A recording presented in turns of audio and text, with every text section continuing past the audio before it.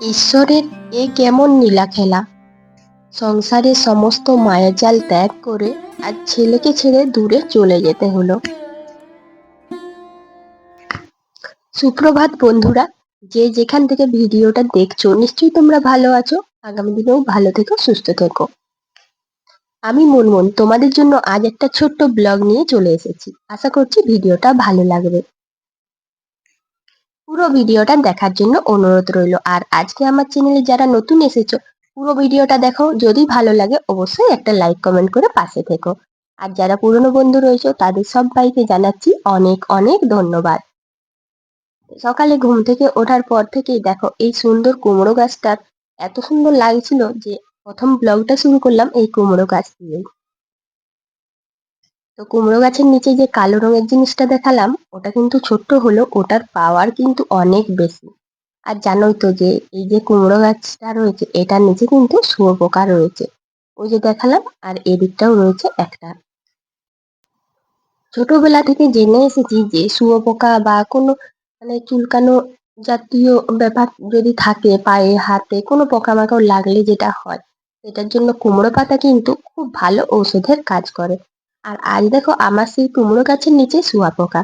তো এটার কারণ কি জানো তো বন্ধুরা? এই যে ঘাসগুলো রয়েছে, তো এটা হচ্ছে আমাদের উঠোনটা। আর কিভাবে যে এই কুমড়ো গাছটা হলো জানি না, এমনকি এটার পাতাগুলো এত বড়, মানে কি বলবো। বাগানে যে কুমড়ো গাছগুলো হয়েছিল এখানে দুটো পাতা, এখানে একটা পাতা।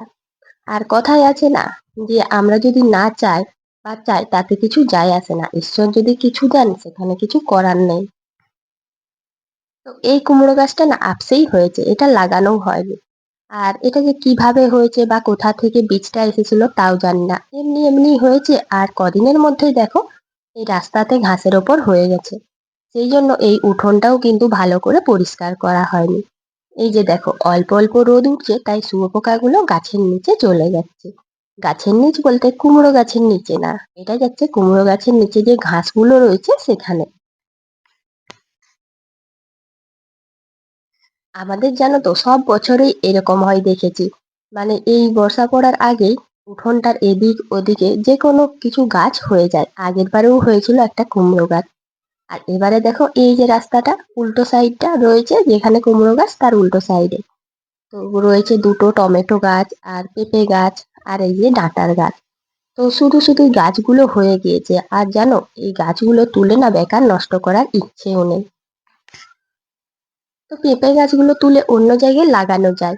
আর আমাদের কিন্তু বাড়িতে এটা কিন্তু কি বলবো, এটা হয়েই আসছে। যখনই আমরা গাছকে তুলে অন্য জায়গায় লাগাই তখন কিন্তু সেই গাছটা আর ঠিকঠাক হয় না। তাই ভাবলাম যে অন্য গাছগুলো তুলবো না, দেখি পেঁপে গাছগুলো যদি বড় হয় একটু তখন তুলবো। আর এইদিকে দেখো কুমড়ো গাছের ডগাটা রাস্তার মধ্যেই আসছে। আর এই কুমড়ো গাছটা যখন হয়েছিল প্রথমে তখন একটা মাচা করে দেওয়া হয়েছিল। ভেবেছিলাম মাচা করবো তাই একটা লাঠি দিয়েছিলাম যদি ডালটা উঠে, কিন্তু না, এটা মাটিতে লুটানো কুমড়ো গাছ, তাই এটার জন্য আর মাচা দরকার হলো না। এই পায়রাটা সকালবেলায় এসেছে আর জানো তো হাঁটতেও পারছিল না, মনে হয় পায়রাটার রোগ হয়েছে।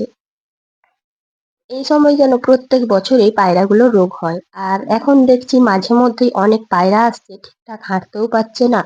আর পায়রাগুলোর মুখে গায়ে কিরকম একটা ছোট ছোট ফুড়ি ফুড়ি রয়েছে। মানে হয়তো হতে পারে এগুলোকে পায়রাদের বসন্তই বলা যেত। তো দেখো বন্ধুরা, আমার কিন্তু গলার ভয়েসটা একদমই ঠিক হয়নি। আর ঠান্ডা লাগা এই তো কাল হয়েছে, তো কতদিন যে থাকবে জানি না। আমার তো একটা গুণ খুব বাজে, যখন ঠান্ডা লাগে, ঠান্ডা যদি না লাগে তো ঠিক আছে, আর যদি লাগে তাহলে সেটা যাওয়া খুব মুশকিল রয়েছে। এই সময় না শরৎ গরম প্রচুর হচ্ছে। অনেকে দুবার তিনবার স্নান করে। এর আগের দিন একটা ব্লগে দেখলাম এক দিদিভাই কিন্তু বললো যে 3-4 বার স্নান করতে হচ্ছে গরমে। আর আমি সেখানে জানো একবারও স্নান না করেই থাকি। মানে একবার যখন করার টাইম ঠিক তখনই করি, অন্য সময় কিন্তু ঘাম দিলেও ড্রেস চেঞ্জ করি, স্নান করি না। কারণ আমার অভ্যেস রয়েছে, মানে আমার স্বভাবের মধ্যেই এটা রয়েছে। যেহেতু আমি জানি যে স্নান করলে আমার ঠান্ডা লাগবে, তাই আমি সবসময় ঘামটা মুছে নিই, অন্য ড্রেস পরে নিই। এত মেনটেন করার পরও কিন্তু শরৎ গরম হয়েই যাচ্ছে। এত গরম পড়ছে কি বলবো, মানে চাইলেও আমরা নিজেদেরকে ঠিকঠাক রাখতে পারছি না। তো যাই হোক সকালবেলায় উঠে করে কুমড়ো গাছটাকে একটু দেখে নিলাম। তারপরেই চলে এসেছি ঘরের মধ্যে। আর ছেলে পড়ছিল ওই জন্য দেখো বিছানাটা একটু দেরি করেই ঝাড়াঝাড়ি করলাম। সকালবেলায় এই বিছানাটা একটু টান টান করে মুড়ে দিলে বেশ ভালো লাগে। বিছানাটা যতক্ষণ না গোছানো হয় সংসারের কোনো কাজই পরিষ্কার পরিচ্ছন্ন মনে হয় না। মনেই হবে না যে সংসারের কোনো কাজ এগোতে পেরেছি। তাই সবসময় আমি চেষ্টা করি যে বিছানাটাকে আগে গুছিয়ে দিই। কিন্তু কি বলতো, চেষ্টা করলেও তো আর সবসময় সব কিছুটা হয় না। তবু সংসারের এই কিছু কিছু কাজ যেগুলো আগে করা যায় করে নিয়েছি। আর বিছানাটা ঝেড়ে দিয়ে চলে এলাম বাসনগুলো গুছাতে। তো বাসন গুছাতে এসে দেখলাম যে টেবিলটাতে পুরো বাসনে ভর্তি রয়েছে। বাসন ধোয়ার পর টুকটাক যে বাসন থাকে না, অনেক সময় কি হয় যে ঠিক করে গুছিয়ে রাখার বদলে খুব তাড়া থাকলে টেবিলের ওপর রেখে দেওয়া হয়।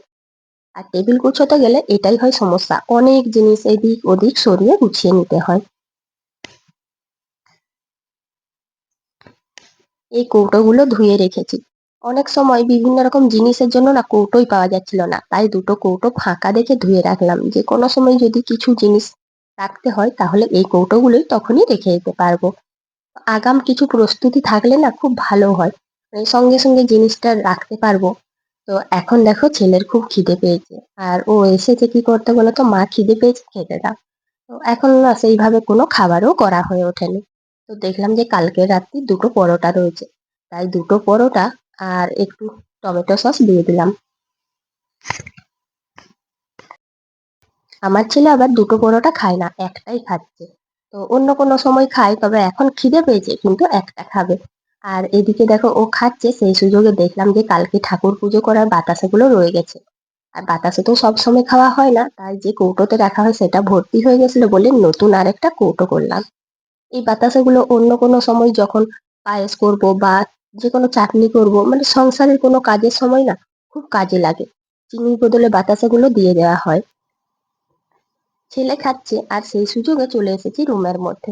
ছেলে যেহেতু পড়ছিল তাই ঝাড়াঝাড়িটা আর করিনি, কারণ নিজের তো ঠান্ডা লেগেছে, আবার যদি ছেলের ঠান্ডা লাগে।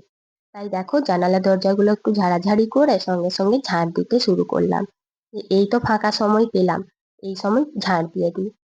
আর হ্যাঁ, কেন এই সময় বলো তো ঝাড় দিচ্ছি? তো এই যে জানালা দরজাগুলো না প্রতিদিনই ঝাড়ি, এরকম ঝুল নেই, তবু কেন মনে হয় যে নিজের শরীর খারাপ হলেও ছেলের যেমন না হয়। আর আমার ছেলের ধাত রয়েছে, যখনই মানে ঠান্ডা লাগা মানুষের কাছে থাকবে বা ধুলো বালি বেশি তার নাকে যাবে তখনই ঠান্ডা লাগে। আর আমাদের যতই ঠান্ডা লাগুক যাই হোক, ঘর দুয়ার পরিষ্কার পরিচ্ছন্ন তো করতেই হবে, কাজও করতে হবে, জানালা দরজাও ঝাড়তে হবে। আর এইগুলো থেকে কিন্তু আমাদের মুক্তি নেই, আমাদের কোনো ব্যতিক্রম অন্য কোনো কাজ নেই। তো পালঙ্কর নিচে দেখো একটা কিছু নড়ছিল, আর সেটা যখনই আমি ঝাড় দিয়ে বের করলাম দেখলাম যে একটা জলের বোতল বেরিয়ে এলো।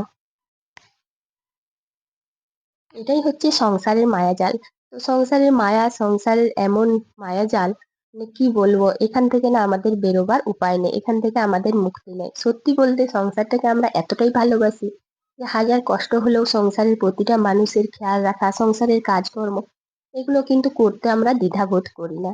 তো দেখো ঝাড় দিয়ে চলে এসেছি রান্না বান্না। আর আজকে জানো তো একটু রান্নাটা খুব তাড়াতাড়ি করতে ইচ্ছে করছে, কারণ শরীরটা ভালো নেই। আর পরে যদি বেশি হয় তখন দেখবে হয়তো রান্নাটা করতে। আজকে রান্নাতে করলাম পটল ভাজা, আর দেখলে তো ঝিঙে আলু পোস্ত আর ডাল। তো এইগুলো দিয়ে আজকে আমাদের দুপুরের খাওয়া দাওয়া হবে। এখন যে পোস্তটা বসাবো ঝিঙে আলু পোস্ত, সেটার জন্য পেঁয়াজ কেটে নিচ্ছি। তো দেখো বন্ধুরা, আমাকে দেখলেই বুঝতে পারবে যে শরীরটা কতটা খারাপ। আর এই শরীর খারাপ নিয়ে কিন্তু সংসারের কাজগুলো করতে ভীষণ কষ্ট লাগছিল। কিন্তু সংসারের সমস্ত কাজগুলো একা হাতে গুছিয়ে না করলে কে করবে? আর নিজের কাজ তো নিজেকে করাই আমি পছন্দ মনে করি।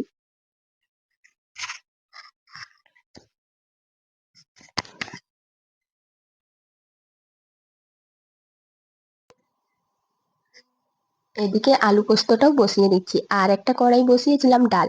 ডাল পটল ভাজা হয়ে গেছে।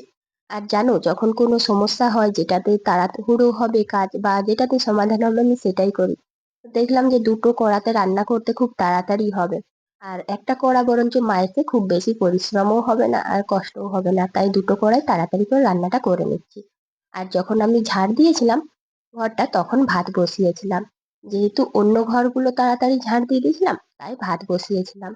আর শুধু বাকি ছিল আমার নিজের রুমটা। তো সেটা ছেলে ওঠার পরেই ঝাড় দিলাম, তোমরা তো দেখতেই পেলে। ঝিঙের থেকে বেশ ভালোই জল বেরোচ্ছে। ঝিঙে আলু পোস্তটা ভাজতে দিয়ে চলে এসেছি বাইরে। আর তোমাদের সাথে তো শেয়ার করাই হয়নি, তো ছেলের এই যে কয়েকটা জামা কাপড় ছিল সেইগুলো রোদে দিয়েছিলাম, তাই সেইগুলো শুকনো হয়ে গেছে, তুলে আনলাম। আর জানো তো, মানে কয়েকটা জামা কাপড় যদি কেচে নিই তাহলে কালকে একটু কম হবে। শরীর খারাপ, ভালো হোক খারাপ হোক বা যাই পরিস্থিতি হোক না কেন, ছেলেদের খেয়াল তো মায়েদের রাখতেই হবে। আর দেখবে এতে কিন্তু কোনো কষ্টও মনে হয় না। সব সময় শরীর অসুস্থ থাকলে এটাই মনে হয় যে ছেলেটাকে ঠিকঠাক দেখতে পারছি তো, ছেলেটার অযত্ন হচ্ছে না তো।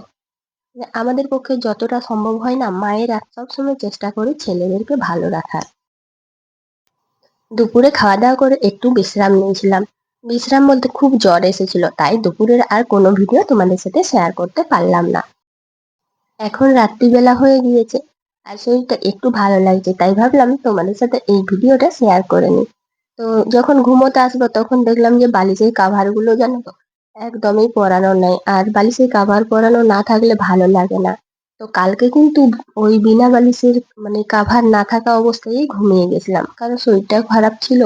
আর এই কাজগুলো করার একটু মানে শক্তিও ছিল না, ইচ্ছেও ছিল না। তাই এখন ভালো লাগলো বলে চট করে বলি শুয়ে পড়ার আগে এই কাজটা করে নিই, যদি হঠাৎ শরীর খারাপ হয় তখন আর বালিশের কাভারগুলো পরাতে পারবো না। এই বালিশটা বানানো হয়েছিল লোক দিয়ে, সেই জন্য দেখো এই বালিশের কাভার কিন্তু কোনোভাবেই মিলছে না বাজারে। আর এই যে বাড়িতে যেটা রয়েছিল এটা টেনে টুনে একটু যেমন করে হোক পরিয়ে রাখি।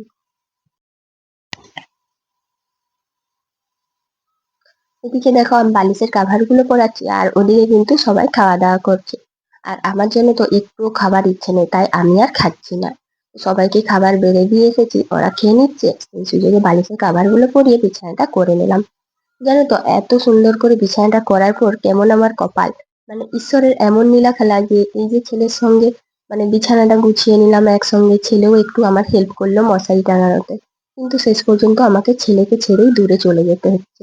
তো এই যে বালিশটা নিয়ে নিয়েছি কারণ আমি ছেলের থেকে দূরে থাকবো, এক বিছানাতে কোনোভাবেই ঘুমাবো না। কারণ আমার ঠান্ডা লেগেছে, আগে যখন ছোট ছিল তখন তো উপায় ছিল না, মাস্ক পরেই ঘুমোতাম। আর এই ঠান্ডা লাগাটা আমার এমন একটা অভ্যেস হয়ে গেছে জানো, মানে আমার থেকে ছেলের যদি ওর সামনে থাকি ওর তো ঠান্ডা অবশ্যই লাগবে, এটা ওর ধাত। তাই আমার যখন ঠান্ডা লাগে আমি চেষ্টা করি দূরে থাকার। আর এটাই প্রথমবার যে ওর থেকে আমি দূরে থাকবো, কারণ ও এখন বুঝতে পেরে গেছে, একটু বড় হয়েছে, তাই ওর বাবার সঙ্গে শুবে। তো শেষ পর্যন্ত ছেলের ভালোর জন্য না আমাকে আজকে দূরেই থাকতে হলো। তো যাই হোক বন্ধুরা, আজ এখানেই শেষ করছি।